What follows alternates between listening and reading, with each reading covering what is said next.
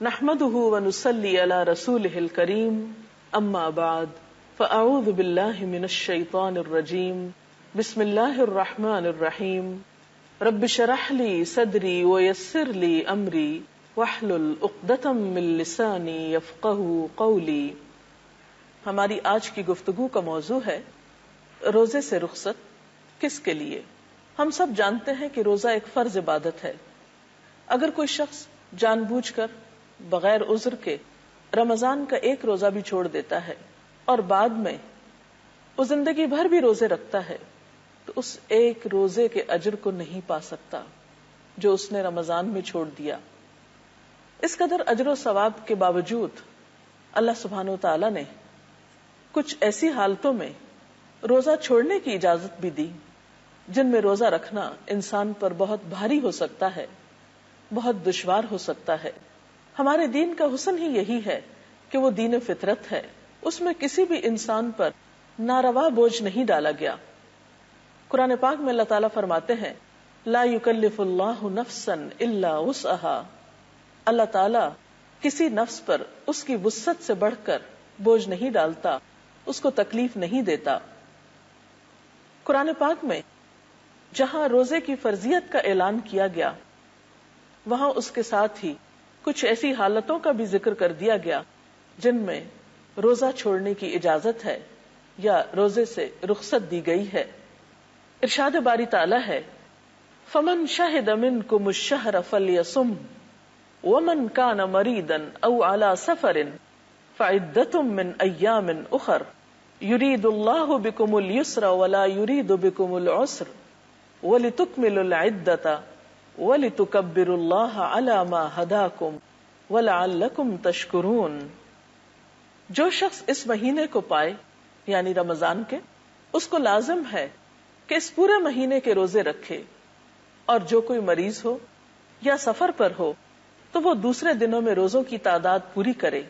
اللہ تعالیٰ تمہارے ساتھ نرمی کرنا چاہتا ہے، سختی کرنا نہیں چاہتا، اس لیے یہ طریقہ تمہیں بتایا جا رہا ہے کہ تم روزوں کی تعداد پوری کر سکو، اور جس ہدایت سے اللہ نے تمہیں سرفراز کیا ہے اس پر اللہ کی بڑائی کا اظہار اور اعتراف کرو اور شکر گزار بنو۔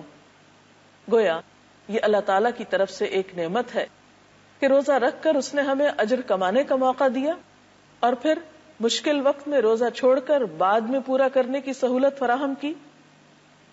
یہ سب نعمتیں دراصل اس کا احسان ہے ہم پر، اور ویسے بھی اگر ہم دیکھیں تو ہمارا دین دین فطرت ہے۔ اس میں جو بھی احکامات دیے گئے ہیں وہ انسان کی وسعت کے مطابق ہیں، جیسا کہ اسی آیت میں فرمایا گیا یرید اللہ بکم اليسر، اللہ تمہارے لیے آسانی چاہتا ہے، ولا یرید بکم العسر، اور تمہارے لیے تنگی کا ارادہ نہیں رکھتا، یعنی روزے کا حکم دے کر وہ تمہیں پریشان نہیں کرتا اگر تم میں روزہ رکھنے کی وسعت یا سکت نہیں۔ اسی طرح ہم دیکھتے ہیں کہ نبی صلی اللہ علیہ وسلم نے فرمایا الدین یسر، دین آسانی ہے، اور آپ نے اپنے صحابہ سے بھی خطاب فرمایا کہ وہ لوگوں کے لیے آسانی پیدا کیا کریں، یسروا ولا تعسروا وبشروا ولا تنفروا، کہ لوگوں کو دین کے احکامات بتانے میں آسانی پیدا کیا کرو اور تنگی پیدا نہ کیا کرو، خوشخبری دیا کرو اور بھگایا مت کرو یا نفرت نہ دلایا کرو۔ اسی طرح ہم دیکھتے ہیں کہ قرآن پاک میں اللہ تعالیٰ فرماتے ہیں ما جعل علیکم فی الدین من حرج، کہ اس نے دین کے معاملے میں تم پر کوئی تنگی نہیں رکھی۔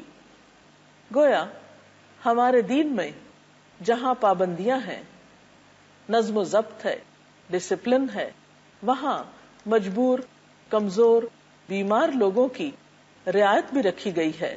تو اس آیت کی روشنی میں ہم دیکھتے ہیں کہ روزہ چھوڑنے کی رعایت خاص طور پر مسافر کے لیے ہے۔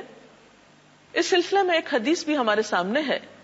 حضرت عائشہ رضی اللہ تعالی عنہا سے روایت ہے کہ حمزہ بن عمرو اسلمی نے نبی اکرم صلی اللہ علیہ وسلم سے پوچھا کیا میں سفر میں روزہ رکھوں، اور وہ کثرت سے روزہ رکھنے والے تھے، تو آپ صلی اللہ علیہ وسلم نے فرمایا اگر چاہے تو رکھ، چاہے تو نہ رکھ۔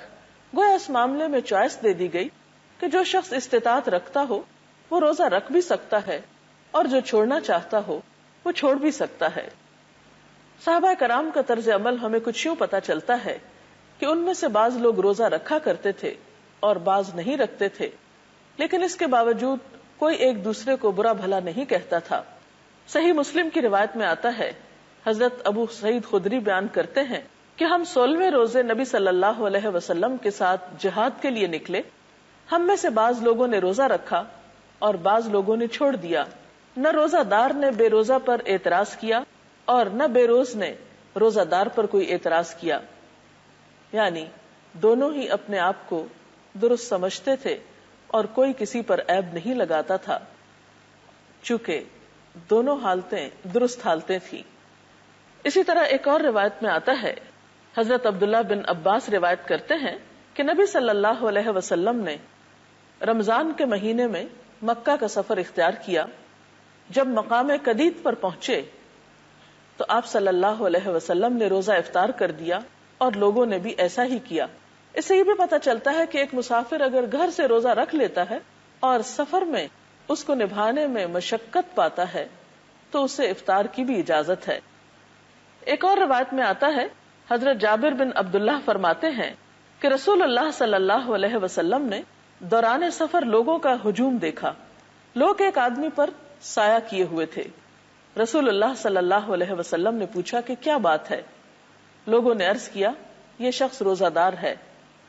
آپ نے فرمایا، دوران سفر روزہ رکھنا نیکی نہیں ہے، چونکہ رخصت ہے، اس لیے کوئی بھی شخص مشقت میں پڑ کر اگر سفر میں روزہ رکھتا ہے تو ایسا کرنے سے کوئی نیکی میں اضافہ نہیں ہوتا۔ اس سے یہ پتہ چلتا ہے کہ دین کی دی ہوئی رخصتوں سے ہمیں فائدہ اٹھانا چاہیے۔ ایک اور حدیث کے مطابق اللہ تعالیٰ جس طرح انسان کے لیے پابندیوں کو قبول کرنا پسند کرتے ہیں، اسی طرح وہ اپنے بندوں کے لیے یہ بات بھی پسند کرتے ہیں کہ بندے اللہ تعالیٰ کی دی ہوئی رخصتوں سے فائدہ اٹھائیں، کیونکہ اللہ تعالیٰ سے بڑھ کر ہمیں کوئی نہیں جانتا، ہماری نفسیات سے اس سے بڑھ کر کوئی واقف نہیں، لہذا اس کو بہت اچھی طرح معلوم ہے کہ کون شخص کتنا بوجھ اٹھا سکتا ہے اور کس حال میں کیسا طرز عمل اختیار کر سکتا ہے۔ اس لیے جہاں کہیں رخصت کا معاملہ ہو وہاں رخصت سے فائدہ اٹھانا بھی نیکی ہے۔ مثلاً ایک اور سفر میں آپ صلی اللہ علیہ وسلم کے ساتھ صحابہ کرام بھی تھے۔ کچھ لوگ روزے سے تھے اور کچھ نے روزہ نہیں رکھا۔ ایک جگہ پر پہنچے تو سب لوگوں نے پڑاؤ کیا۔ وہاں روزہ دار تو آرام کرنے لگ گئے، جن کا روزہ نہیں تھا ان لوگوں نے لکڑیاں جمع کی، کھانا پکایا اور دوسروں کی خدمت کی۔ تو آپ نے فرمایا، آج کے دن وہ لوگ سارا اجر لوٹ لے گئے جنہوں نے دوسروں کی خدمت کی۔ تو اس لیے ہم دیکھتے ہیں کہ کوئی بھی ایسا سفر جس میں روزہ رکھنے میں مشقت ہو، اگر اس میں روزہ نہ رکھا جائے تو اس میں گناہ یا حرج کی بات نہیں ہے۔ قرآن پاک کی اس آیت کی روح سے مسافر کے علاوہ بیمار کو بھی روزہ نہ رکھنے کی رخصت دی گئی ہے، لیکن بیماری کیسی بیماری ہو جس میں انسان روزہ نہ رکھے؟ یقیناً وہ بیماری جس میں روزہ رکھنے پر بیماری میں اضافے کا اندیشہ ہو یا جان جانے کا خطرہ ہو۔ اس کے علاوہ ایسے بوڑھے لوگ جو بظاہر کسی بیماری کا شکار نہیں، لیکن بڑھاپا بذات خود ان کے لیے ایک بیماری اور کمزوری کی حیثیت رکھتا ہے، ان کے لیے بھی روزہ نہ رکھنے کی رخصت ہے۔ حضرت ابن عباس سے روایت ہے کہ بوڑھے آدمی کو روزہ نہ رکھنے کی رخصت دی گئی ہے، لیکن وہ ہر روزے کے بدلے ایک مسکین کو کھانا کھلا دے اور اس پر کوئی قضا نہیں ہے۔ اور بیمار شخص اگر صحت یاب ہو جائے تو عام دنوں میں وہ اپنے روزوں کی قضا رکھ سکتا ہے، یعنی گنتی مکمل کرنا ہوگی، جیسا کہ اس آیت سے بھی پتہ چلتا ہے۔ اسی طرح کچھ حالتیں ایسی ہیں جو براہ راست بیماری کے زمرے میں تو نہیں آتی لیکن بیماری سے قریب تر ہیں، مثلا حاملہ عورت یا دودھ پلانے والی عورت، ان کو بھی روزہ چھوڑنے کی اجازت دی گئی ہے۔ حدیث میں آتا ہے، حضرت انس بن مالک سے روایت ہے، نبی صلی اللہ علیہ وسلم نے فرمایا، اللہ تعالیٰ نے مسافر کو روزہ مؤخر کرنے اور نصف نماز کی رخصت دی ہے، جبکہ حاملہ اور دودھ پلانے والی عورت کو روزہ مؤخر کرنے کی رخصت دی ہے۔ یعنی ایسی خواتین بھی اس حالت میں روزہ نہ رکھیں لیکن بعد میں وہ اپنے روزوں کی قضا دیں.